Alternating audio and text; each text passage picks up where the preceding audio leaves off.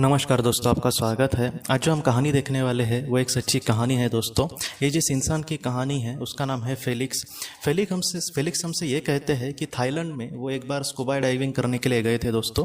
और उस वक्त वो जब नीचे गए तब जो ऑक्सीजन का उनका सिलेंडर था उससे ठीक से ऑक्सीजन नहीं आ रहा था, वहाँ पर कुछ प्रॉब्लम हो रहा था।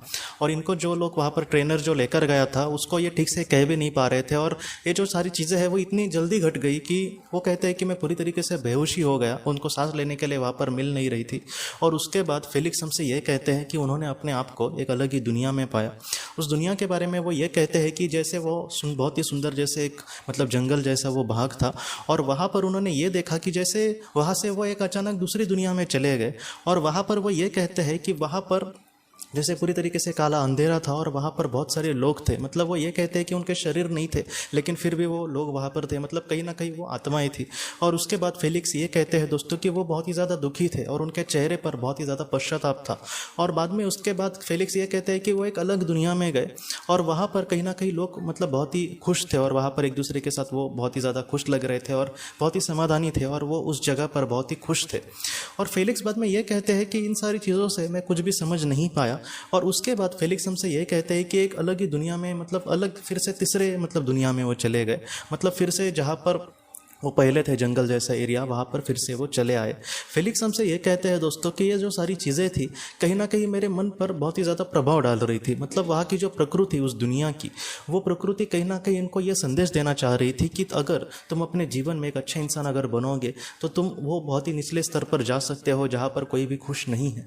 और अगर तुम कुछ अच्छा करते हो, थोड़ा बहुत भी अगर अच्छा करते हो, तो तुम एक अच्छी दुनिया में जाओगे जहाँ पर तुम बहुत ही खुश होंगे।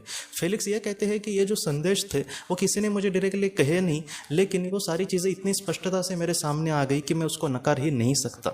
और फेलिक्स बाद में ये कहते हैं दोस्तों कि वो अपने जीवन में बहुत ही ज़्यादा स्वार्थी टाइप के इंसान थे, थोड़े से लालची इंसान थे। हमेशा मेरा ठीक है ना तो सब कुछ ठीक, इस तरीके से सोचने वाले इंसान थे। लेकिन आज यहाँ पर आकर उनके सामने पूरी तरीके से सच्चाई आ गई थी।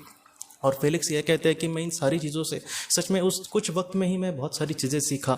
और उसके बाद जब उनको होश आया दोस्तों पृथ्वी पर, तो वो ये कहते हैं कि वहाँ के जो ट्रेनर था उन्होंने उनको बचा लिया था और बाद में समंदर के किनारे उनको लाया था दोस्तों। और वो बाद में धीरे धीरे रिकवर होने लगे।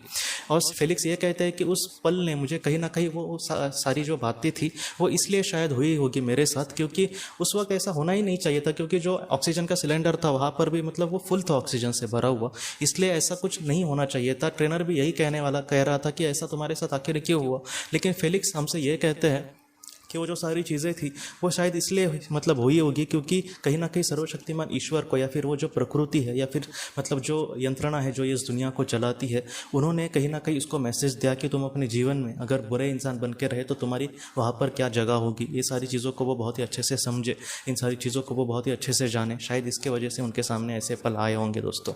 तो इस तरीके से ये जो कहानी है दोस्तों कहीं ना कहीं हमें यही सिखाती है कि पृथ्वी पर इंसान कभी कभी कुछ बुरा करता है लेकिन उसको कुछ भी नहीं लगता। वो ऐसा ही समझता है कि वहाँ पर भी मैं ऐसे ही मज़े में आऊँगा, लेकिन ऐसा नहीं है। अगर हम कुछ बुरा करेंगे तो उसका कहीं ना कहीं खामियाजा हमें वहाँ पर भुगतना ही पड़ेगा। इसलिए जितना हो सके अच्छे कर्म करके अगर हम आगे बढ़ते हैं इस दुनिया में तो हम उस पवित्र दुनिया में भी बहुत ही अच्छे से रह सकेंगे। इसलिए जितना हो सके हमें अच्छे ही कर्म करके जीवन में आगे बढ़ना होगा दोस्तों। तो दोस्तों हम अपने अगली वीडियो में किसी नए विषय को लेकर मिलेंगे। तब तक आप अपने परिवार का ख्याल रखना। आपका बहुत बहुत धन्यवाद। ज़िंदगी की रोशनी ये एक कंसल्टेंसी है जो ऐसे लोगों को मदद करने की कोशिश करती है जिन्होंने किसी अपने को खोया है, या फिर जो लोग अपने जीवन में बहुत ही ज़्यादा दुखी है। जो लोग इस संस्था के साथ जुड़ेंगे उन्हें पास्ट लाइफ रिग्रेशन की ऑडियो, ध्यान करने के लिए 5 ऑडियो, 10 ऑडियो बुक्स और उसके साथ साथ PDF किताबें, ऐसी किताबें जो मोबाइल या फिर लैपटॉप या फिर कंप्यूटर पर आप पढ़ सकते हैं, ऐसी किताबें उन्हें ईमेल पर या फिर व्हाट्सएप पर भेजी जाएंगी। जो लोग इस संस्था के साथ जुड़ना चाहते हैं वो कृपया इस नंबर पर व्हाट्सएप मैसेज करें। आपका बहुत बहुत धन्यवाद।